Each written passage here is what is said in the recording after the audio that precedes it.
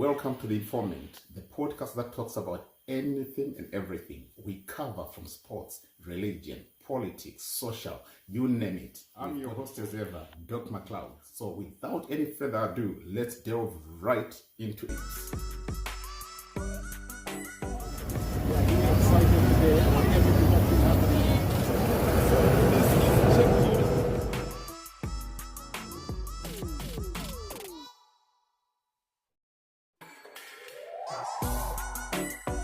Right, good day, my good people. I hope I find you well. Right, let me just say, I hope everything is working well for you wherever you are. Believing you're trying the best you can to make your life very comfortable. Yes, life can be tough here and there, but you've got to soldier on to make sure that you live the best of what you can afford at that point in time. Stretch yourself to be the best of your version. Right, let me go straight to what's here. What's being held at the moment within the ZANU-PF? This is what we call their more normal or annual mid-year meetings. These are held every year, so there's nothing new superficial about it. I just want to bring a point of correction. I did it yesterday on Kulian TV, but let me put point of correction about people spreading the message that Kudata Gwirei was kicked out of the ZANU-PF ZANU-PF Central Committee meeting. No, he was not. That one is hogwash. He was not. But he wasn't. I will explain exactly what happened. So today is the day that we are going to receive what we call the proper communique.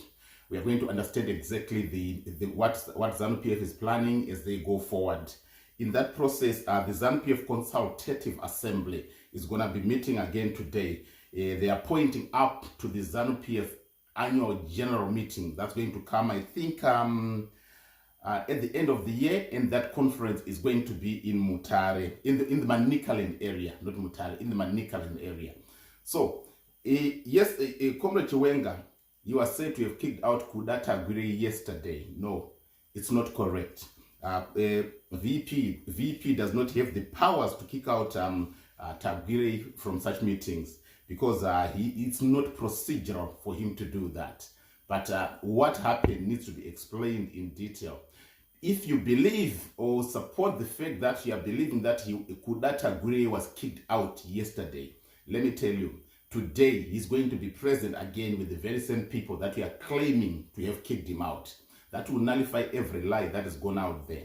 Listen, as much as I understand, people are going through challenges, people are facing up to difficult times and moments.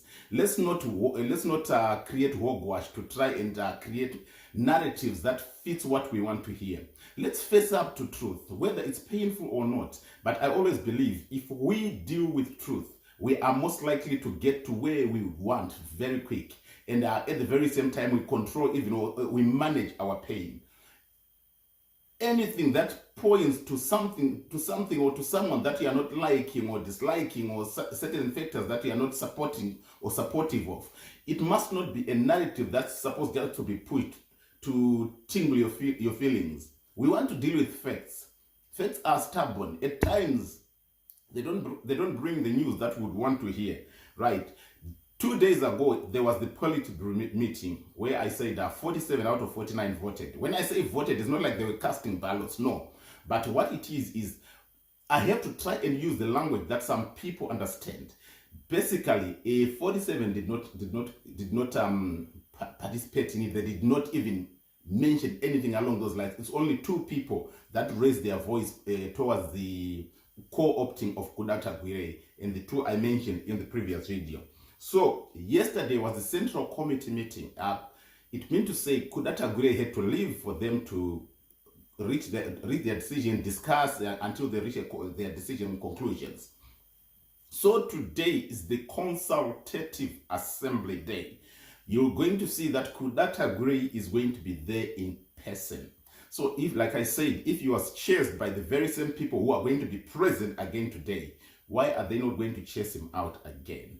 Let's deal with reality here. Let's not create some fallacy. Besides this, the outcome of it, I will always want to bring news when I have verified with the real players. Let me jump over and bring something to your attention that I think could be of interest to a lot of people pertaining our nation of Zimbabwe. Remember the Army General Valerio Sibanda. He is there, but his term is about to come to an end. This is what's of interest now when it comes to political matters. Instead of people just being focused on Kudata Gwire, there's certain things that you also need to have a look at and keep yourself abreast as to what's transpiring, what's going to be happening, what actions are being planned. Valerio Sibanda, his retirement is due very soon. In case you didn't know that, his retirement is due very soon. You don't get to hear these things from most of these corners because everyone is just reposting and what can I say, recustomizing a message in line with what would have said by other people. But we have a very important situation developing here. Valerio Sibanda's term is about to end very soon. So question is it going to be extended? Is he going to be retired? If he is to be retired, who's going to replace him? What changes are going to be run within the army? This is a very interesting position that's coming now, pertaining to the current situation in Zimbabwe. Remember, Valerio Sibanda is the leader of the army. He is the leader of the Zimbabwe Defense Forces. So at the end of the day, we need to know what's going to be happening because very soon his term is going to come to an end. With this, I'll be coming back with more, but as of now, let's try and see, because keeping quiet of the sitting president does not signify defeat. No. Other people think the president can just be kicked out of office just like that. Removing a president is not as easy as substituting a player in a football match. No. You know, it's easy to substitute a player in a football match than to remove a president. It takes processes. It takes unity, it takes serious coordination, and it needs a lot of support, not only from within the party, not only from within the country, but even within the neighboring countries, above all the international. So you must know that it's not something that's going to be as light as people are saying. So when people come and say, oh, he's gone, I'm like, oh God. People are not understanding the intensity of politics and what it takes for somebody to be said to have gone. So let's brace ourselves for what's coming pertaining the meeting for the day, which is the Consultative Assembly meeting. More will be shared after all is concluded, but definitely I know I'll keep you up to date with everything that's transpiring. As of now, people of God, enjoy your day and make the most of it. Don't continue just to crumble and look for negative things. Also, look for positive things that cheer up your spirit, that cheer up the person of you, so that you live a better life, the best you can with what's available at the moment. Thank you.